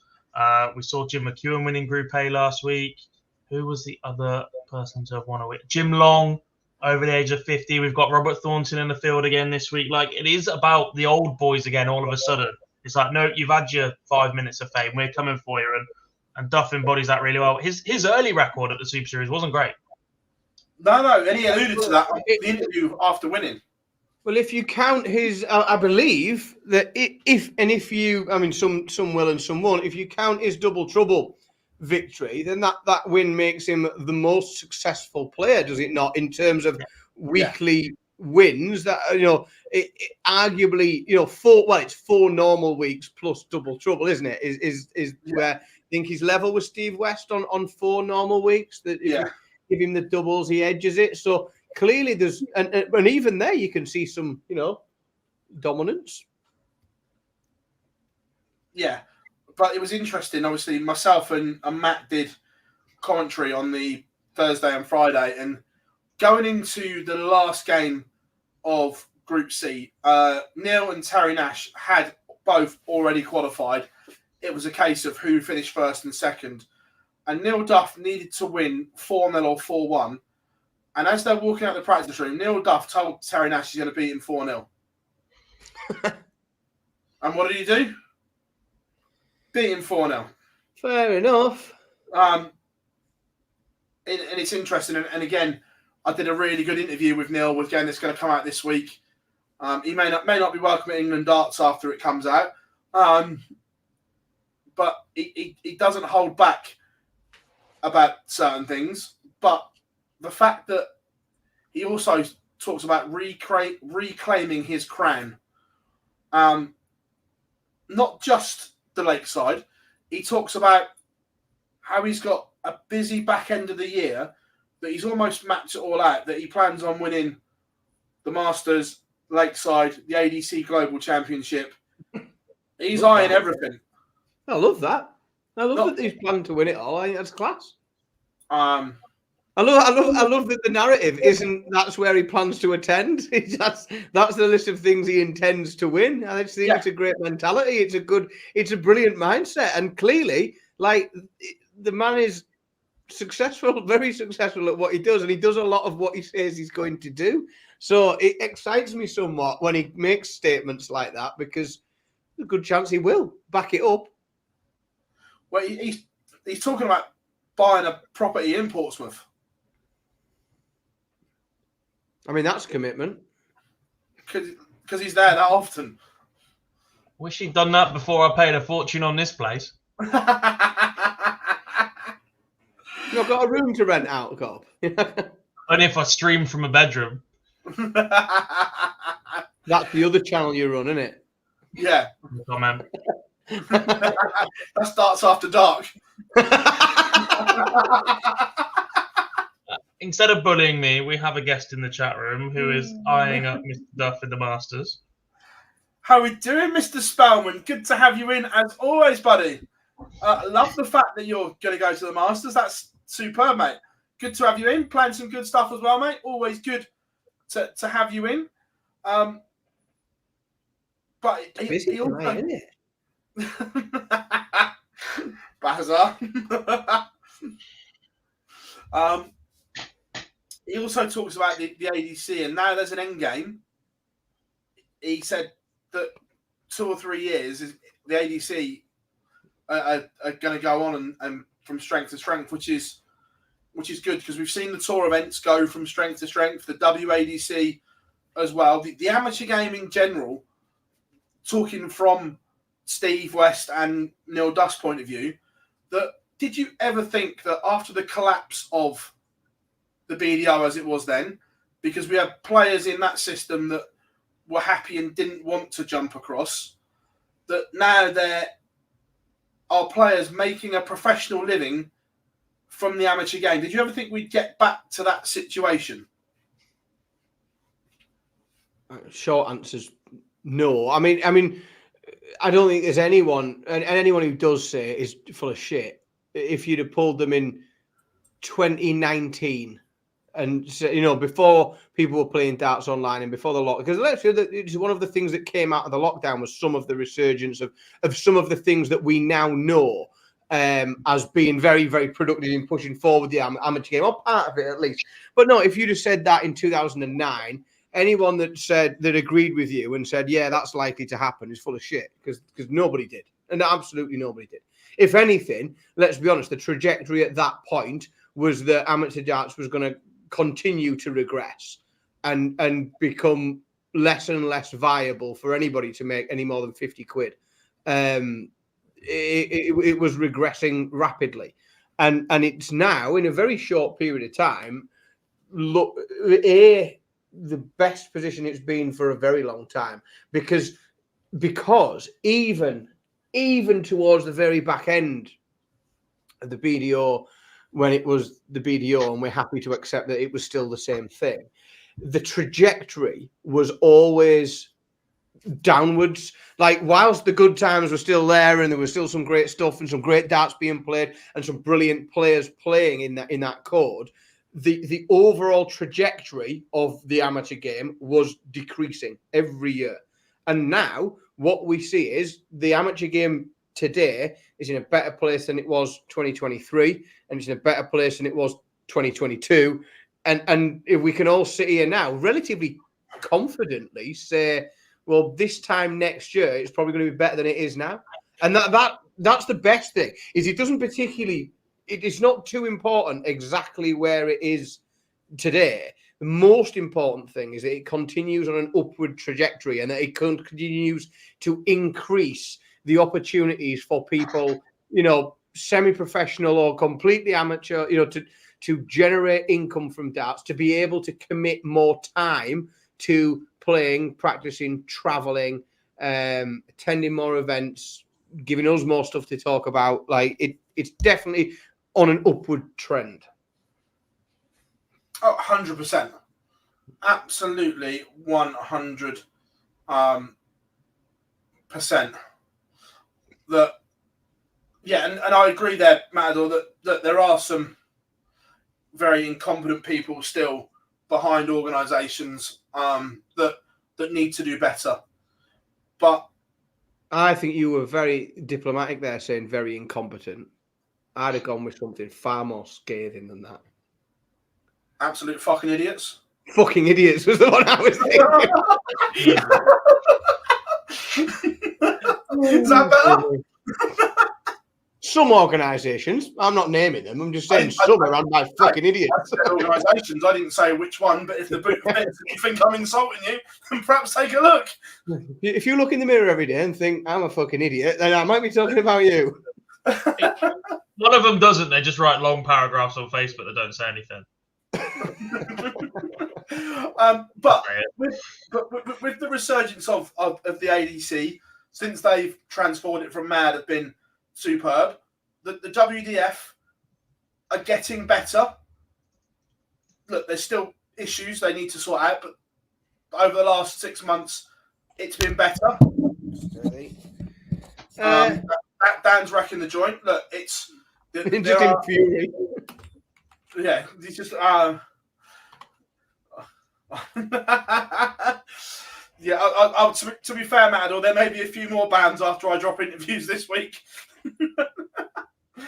But yeah, look, the amateur game is superb. Gary is in, having a practice with Ryan. Nice. Both averaging 113. Yeah. There's a lot of talk about Saturday night in Trilogy. I might pop in if people want a selfie. I'll get my autograph cards out. I'll do me Neil Warnock bum bag as well. Saturday, as I was going to say, Saturday is the night that not only I'm going to I'll be on my best behaviour on the Saturday because I will have the illustrious Mrs. Simpson with me in Trilogy on Saturday. I was about to say, are you this is the question that everyone wants to know. Are you taking Mrs. Simpson to Trilogy? You're fucking right, I am. Right. The rules are, so this is, and don't forget the rules. So Mrs. Simpson's travelling to Blackpool on the Saturday. So anyone that sees me in Trilogy on Saturday, you ain't seen me in there earlier in the week, don't forget. Like this is, we are meeting for the first time on Saturday. Does Mrs. Simpson know what Trilogy is? No. Well, first of all, I think at the minute she thinks that whatever we're going there for will be candlelit. I'm sure Boise can have a word and get you a nice little booth. Yeah, can you get me a booth with a candle? That'd be fucking magic. Yeah. No, I can't wait. I mean, I'm often. I'm sure you can. I love it. I normally get there earlier in the week and have a bit of crack with whoever's in and around. But I think I'm not sure this week. Could be Thursday night that I get down. Might be the Friday. But I'll definitely be in there Friday and Saturday. I think. Yeah, definitely Saturday. Just out of interest, can we have Mrs. S's reaction when she walks into Trilogy for the first time? Might be one for the TikTok channel, mate. That. I'll be standing well back. Oh, that's brilliant. I love that. But no, look, but Blackpool is superb. But yeah, good to talk about the Super Series and everything along those kind of lines. In terms of a week in darts, it's been fairly quiet. Obviously, we've seen players out getting themselves ready for the match play and things like that. We've seen some good averages.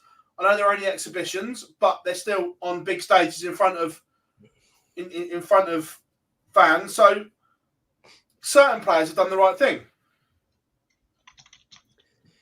Yeah, it's very difficult, isn't it, in terms of the preparation for these, because some of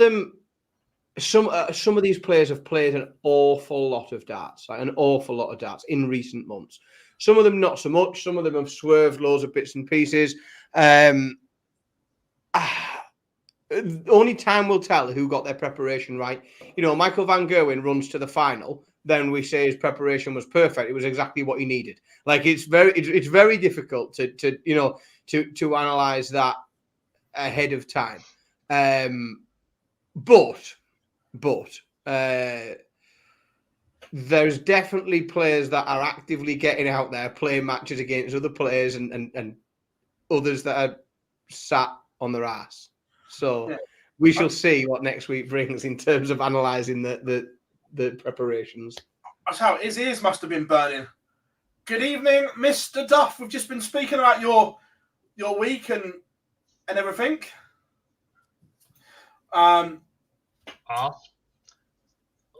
Is now a good time to remind Phil that there was 2 Pro Tours between our last show and now? There was 2 Pro Tours. I lost track. We'll come on to that in a second. But Neil, God wants to rent your spare room when you buy your property in Portsmouth. Until he addressed me like that, arse. Congratulations, buddy. It was really, really good. Interesting, Chris. This has been spoken about. The problem is the size of the match play stage. It's tiny compared to the Premier League and Worlds one. It is, but it means you get really close to the action. You get a better view. You can see more. From that point of view, I just don't think you could fit 4 dancers on the stage is the issue. And for that reason, Dimitri van den Berg should be banned from dancing at the match play as well. Because if we can't have the girls on there, then he shouldn't be able to fucking indulge himself, should he? Did you say dancing or just? Oh, sorry, I thought you meant band. Sorry. We're getting well in tonight, aren't we? I've not even had a drink tonight. Oh, water. No one drink a couple of bottles of wine and get stuck in on a Monday. The story of the two Pro Tours was big Wesley Placia. And on day one, 3 of the final 4 non-tour card holders. It was a weird day, that, wasn't it? And a very odd. I mean, if you pick that last 4, then good Christ, like get out and pick the lottery numbers. But we saw quarter-final spots from Wade and Gilding, which both run, which did make the run into the match play a little bit exciting because we didn't. I mean, don't think anyone picked Gilding for a quarter-final. I think he was most people's target for who would have his spot nicked.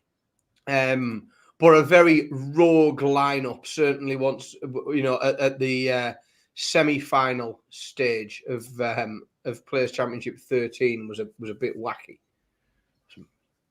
But there was some brilliant performances. I mean, Ross Smith's 107 in the average in the final was absolutely superb, but there was also a lot of crap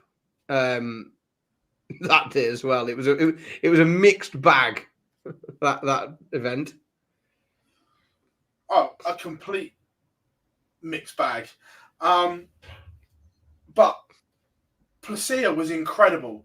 And we're starting to see the levels that we saw from him a couple of years ago. And when you see the darts he produces, it's like he's like the Dutch version of Darryl Pilgrim. You look at it and you think, how has he not gone to Q School and done better? So but it highlights again what a bloody wacky event Q School is, doesn't it? And how it doesn't necessarily grant it doesn't necessarily grant us the best players and those that are most deserving of a tour card. Yeah, 100%. I mean, to be fair, like Wesley Placia could get a tour card just by keep fucking winning things. Like he could win his way to a tour card the way he's played. 100%. How far off is he? It's about 20 to find 20 grand. Yeah, 20. I was just having a look there. He's currently, he could do that, He's on 35.5 grand. The bottom of the tour card is 53.75. So 19 grand. Doable. If he carries on the way he's going. He's certainly again, he's on the right trajectory. He's done the front half of it, so be interesting. Yeah, 100%. As always. Now, he's got you sorted, Gob. Bob says, question for Phil. Will Wesley Placia finish in the top 64 and get himself a tour card? Look, 100% he's going to the Players' Championships. There's not a question about that. He's going. Will he do enough to get a tour card? I don't know. But 100% he's going to Minehead. So he needs to get his tetanus jabs in. And then on day 2, Cameron Menzies almost did the unthinkable. He ran it close, didn't he? Let's be honest, it made it a very watchable run because all the while he was on that march, all the way. I mean, he got to the semi-finals. I think at that point, did he need to win it outright? A final wouldn't have done it, would it? He needed to win. He needed to win it, yeah. I mean, he got to the semis, and it did. It made it exciting watching it. It allowed us to keep the excitement of the match play. He kept that alive through that last day. So he did a good job taking that to all but one match before the match play qualification was finalised. So he did a good job there. Oh, look, he just ran out of steam in that semi-final as well. But up until then, he was genuinely superb. Like he took the England World Cup team apart in consecutive rounds. He just ran out of steam against Johnny Clayton, but beat Humphreys, then beat Damon Hetta with another ton-plus average. Just it was an unbelievable run, and it was, and because of the way he played that day and who he'd beaten, you sort of fancied him to get past Johnny, but just Johnny, it was Johnny's day. He just too much for him, and you're right, Menzies just seemed to run out of steam a little bit, didn't he? I was looking, it's like his season average is around 97. And how long can we keep saying that he needs to take the next step? He needs to take the next step, because the A game is incredible, but he can't keep loitering around where he is, can he? He's better than that. He needs to make that jump. No, and it's frustrating because he's within shooting distance of a match play spot, and realistically, over the course of the year, he's played well enough to get there, but he just hasn't done the right things at the right time, to quote the famous man. He's not capitalised enough when he's been playing well and won when he hasn't won when it really mattered, and that's what's let him down, I think. Speaking of not capitalising, how much will Plaisir rue not getting over the line in one of these two finals? Yeah, because of the... And don't get me wrong, there's not a lot more he can do. He's averaged over 100 twice against two very experienced campaigners who have averaged 107 and 106 respectively, right? But you win one of them, you are in every Pro Tour for the rest of the year. Correct. As it stands, he's 5th on the Challenge Tour Order of Merit. Now, we know that Lewis won't be there. We know that a couple of others, Adam Smith-Neal, won't play and whatever. But if that only opens up to 3 or 4 spots for every event, and all 4 of them take it, or he has a bad set of challenge tours next time and ends up 8th or 9th, how much is he going to rue missing out on the opportunity to go back-to-back finals on a Pro Tour and actually not be guaranteed to be in the rest of the Pro Tours for the year, whereas, I don't know who's top of that list. Danny Jansen is 1,200 quid better off than him right now. But on top of that as well, like that, yes, that gets him, into those Pro Tours for the rest of the year, arguably. But it would have also secured him a spot at the Slam. And when we are looking at the potential of him being, 19 grand off a tour card now, if he wins that event, if he wins one of those events, losing at the Slam puts him in a still, even coming last in his group puts him in a tour card spot. Like that Slam money takes him over the green line, if you like, into the tour card slot. So that could have been huge, because it's not for a player like him winning the Pro Tour event. It's not just that; it's that spot at the Slam as well. Yeah, 100%. But the Pro Tours between now and the end of the year are going to be interesting, because, like you say, there's guaranteed 2 spots. It's just a case of what else, because I'm just going to get the Race to the Players' Championship finals up. There's some big names outside still that have work to do. Yes, it's better than it was a few years ago. Like Nathan Aspinall is inside, but he's planning on taking a break after the match play. And things like that. Well, there's another spot opening up then. Yeah, but I don't know how long the break is, but he's obviously going to get his elbow sorted out after the match play.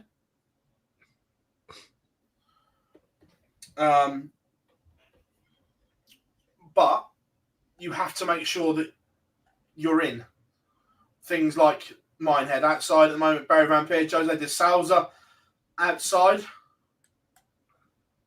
Yeah, there's a few. As I say, it's not as dramatic, is it, as we saw last year, where we did see some very big names outside of that, but outside of that, much later in the year than this as well.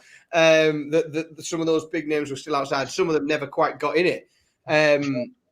It's looking a bit more settled this year. But what I think we are seeing is, though, we are seeing more Challenge Tour players getting on to the Pro Tour with more regularity. and we're seeing them do quite well. And I think we're going to see a couple of them in Minehead. They're going to, they're getting there well enough and competing well enough with the tour card holders that it wouldn't surprise. Connor Scott is what's he 2-3. Connor Scott's $3,000 off going to Minehead. Long way to Minehead, still, isn't it?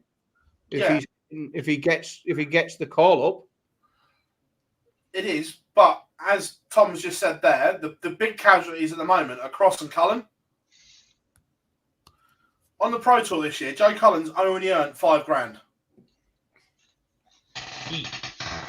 Joe Cullen's got some work to do. Rob Cross has only earned 5.5.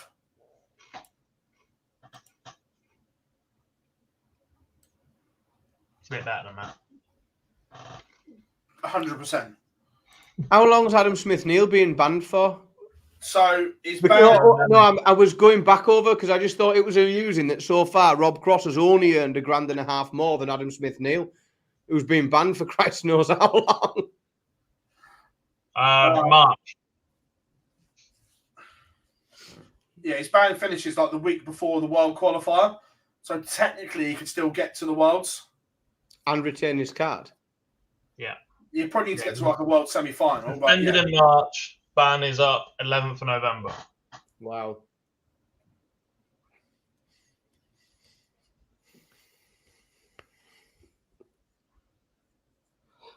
Yeah. Interesting.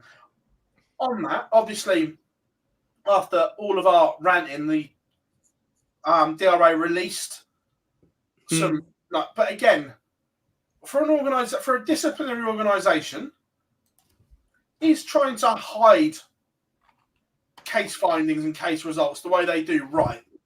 Surely, like if you found someone guilty of whatever crime they're alleged to have done in the sport, surely they should be publicised properly, not buried on web pages. Correct. Yeah, agreed. Of course, it should. They should. I mean, it should be published, shouldn't it? Properly. It shows accountability on all fronts. It shows accountability both for the players who are accountable for their actions, but it also it demonstrates that the organisation's fit for purpose in being able to hold people to account. That doesn't, there is no evidence to suggest that is the case, is there? Because that is, it's shit. There's no excuse for it. There's no excuse for it in this day and age. But we don't hear from them a lot, do we? We don't. In terms of like actual content, information. I'm not asking them to create fucking YouTube videos when I say content. What I mean is like actual, like real material that we can digest and understand. And as far as you can see, they have a 4-person board. We don't know anything else about, and I'm talking about what's public. What you can find out about them. There is a 4-person board of directors. That's it. We don't really know anything else. We don't know whose role is what. We don't know who's doing. We don't know who did what within the investigation. It's not very transparent. Nobody seems to be really being held to account, and they don't seem to be able to demonstrate that they're doing a good job of it. It's like the Illuminati, isn't it? Right. Well, but it's bollocks, isn't it? Like, is what it is. It's a cloak and dagger system that just it doesn't, like, the public face of it, like in terms of what is available to go and find out from their website, is woefully inadequate for what you would expect from an organization. There is 1, 2, 3, 4. There are 4 pieces of news on their website. If you go into the archive, there is 1 piece of news in the archive. There are 5 pieces of news. If you include what's live and what's in the archive, 5 things have happened. But that in terms of like transparency and accountability, like we don't really know who's doing what, and we don't know what's happened. I just think it's a bit weird, isn't it? I don't like the fact that they've got players' careers in their hands and they're basing it off of probability. I mean, it. I mean, the hearings are again, quite frankly, laughable. That they publish their cases on which is like 1-page PDF, like where we've got one, 2023, because obviously that's as up to date as we can be. 1, 2, 3, 4, 5, 6. So six bits of information, and all it says is like name of the person, how much the fine was.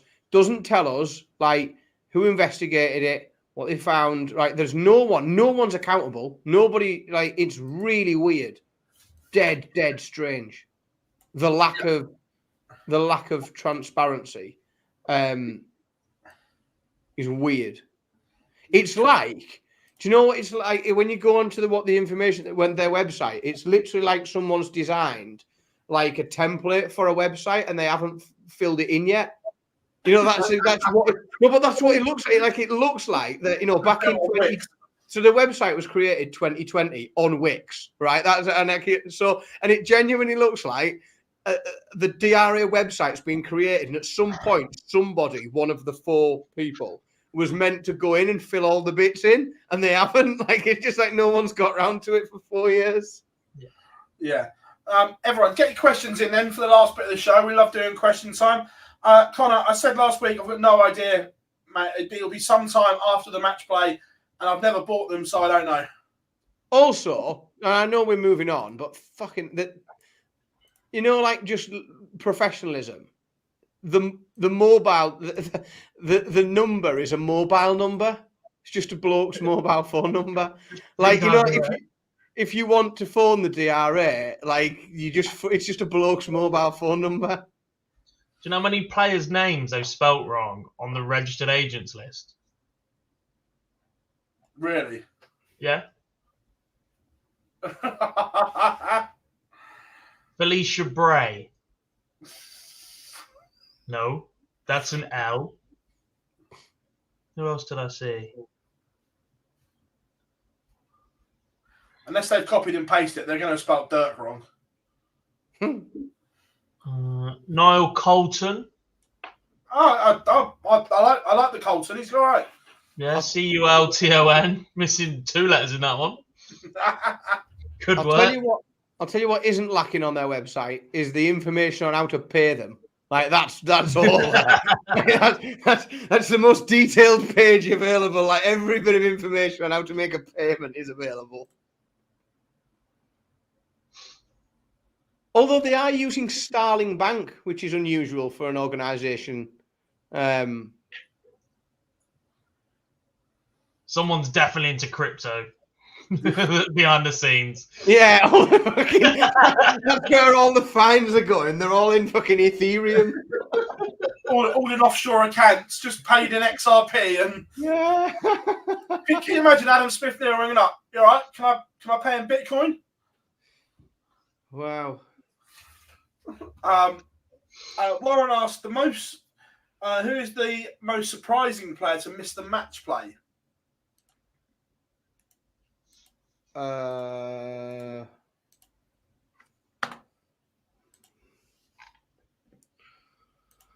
Depends when you want the decision. If you'd have said 18 months ago, I'd have said Adrian Lewis. But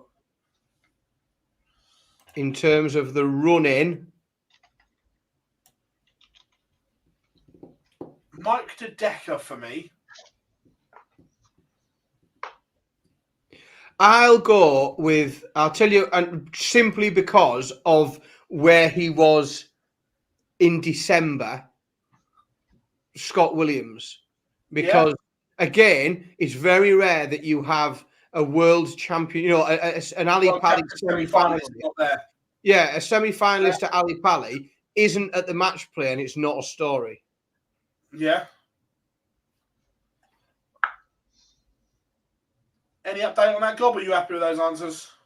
Yeah, that sound for me. Darren, Mace is back on commentary at the World Matchplay for TalkSport. Darts on the radio is back. I know it's Dan's favourite. Love Darts on the radio, TalkSport 2.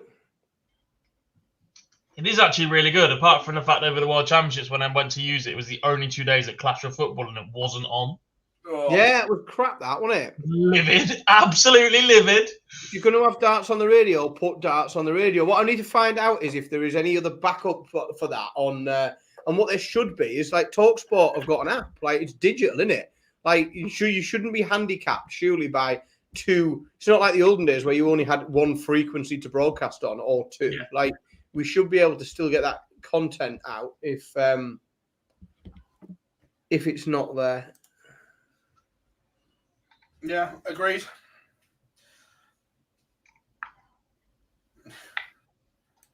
Although I like the sentiment, Chris, does Steve Beaton get one more Ali Pally, boys?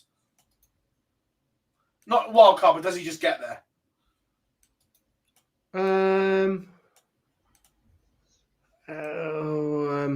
I wouldn't be happy committing to it. I don't think it's possible.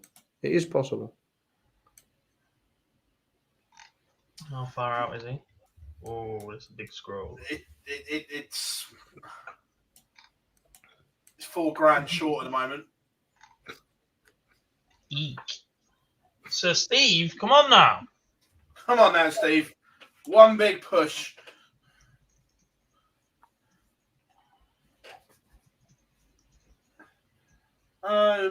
I don't think Scott will drop off like Jamie Lewis did.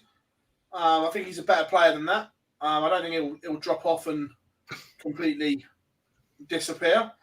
Mind you, Jamie Lewis still has the most famous signed dartboard in the world. One of a kind. I hope he still got it. Taylor's last win at the World. So Phil always, you know where Phil signs it and then he puts 16 in the one of the circles, doesn't he? Yeah. He signed that one 16.5. Huh.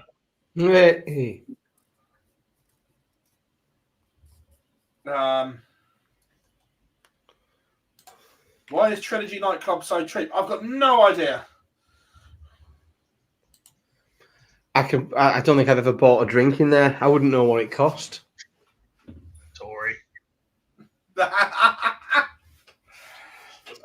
The Rich get richer.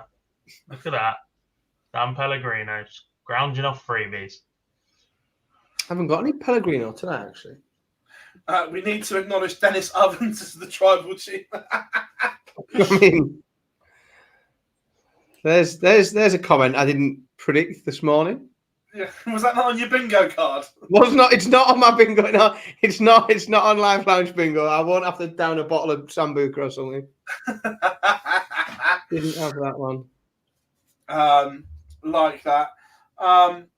2013, by the way, MVG was underdog round 1, 6-4 against Whitlock. Nice. So, over a decade, he's not been underdog. Madness, isn't it? Mad. Yeah. Bonkers.